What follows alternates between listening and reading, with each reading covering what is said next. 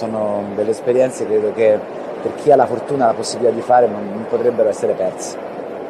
È difficile comunicare però alle persone quello che c'è in Africa e quello che torna qui dall'Africa.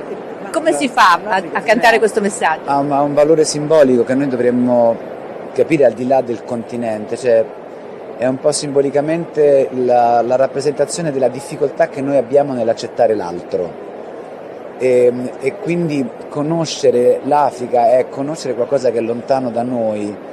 E più lo conosci e meno ti fa paura, come tutte le cose. La paura di solito viene sempre dall'ignoranza. Nel momento in cui ti rendi conto che siamo tutti sullo stesso pianeta e abbiamo difficoltà simili, e allora tutto diventa più semplice. Poi questo non vuol dire che si risolvono le difficoltà, però conoscere è già il primo passaggio.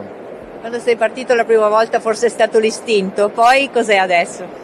Amore.